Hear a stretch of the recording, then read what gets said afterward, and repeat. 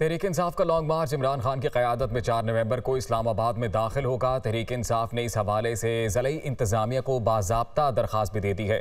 دوسری جانب long march سے نمٹنے کے لیے وفاقی حکومت نے بھی اپنی تیاری مکمل کر لی ہے۔ اسی سے متعلق مزید تفصیلات بتا رہے ہیں قمر المنور۔ لانگ مارچ میں اناؤنس کر رہا ہوں، لاہور سے میں شروع کر رہا ہوں۔ لبرٹی 11 بجے ہم وہاں جمع ہوں گے۔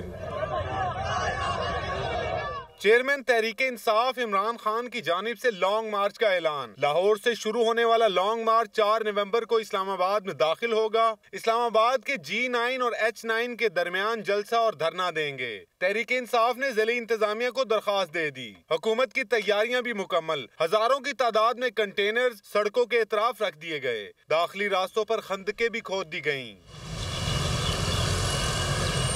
پولیس کے مطابق ریڈ زون سمیت وفاقی دارالحکومت کی مختلف سڑکوں پر 1000 سے زائد کنٹینرز لگائے جائیں گے، جبکہ آنسو گیس کے 40,000 شیل منگوائے گئے ہیں۔ آنسو گیس کے یہ شیل 75 میٹر سے 150 میٹر کے علاقے میں اثر دکھا سکتے ہیں اور مختلف مقامات پر اکٹھے ہونے والے مظاہرین پر ڈرونز کے ذریعے بھی فائر کیے جائیں گے۔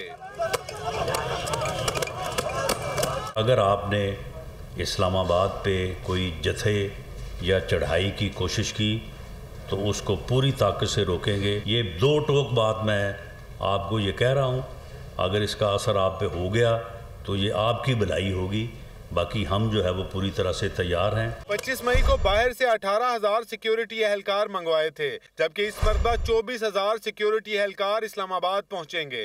لانگ مارچ سے نمٹنے کے لیے سندھ پولیس کے 6,000 اہلکار، جبکہ رینجرز اور FC کے 5,000 اہلکار اسلام آباد کے 8,000 پولیس اہلکاروں کے ساتھ شامل ہوں گے۔ ابھی تک سندھ پولیس 6,000 اور FC کے 5,000 اہلکار اسلام آباد پہنچ چکے ہیں، جنہیں police lines headquarters, Faisal Masjid کے صحن اور حاجی کیمپ میں ٹھہرایا گیا ہے۔ ذرائع کے مطابق پنجاب اور خیبر پختونخوا، آزاد کشمیر اور گلگت بلتستان میں تحریک انصاف کی حکومتیں ہونے سے وہاں سے وفاقی حکومت کو پولیس کی نفری نہیں ملے گی۔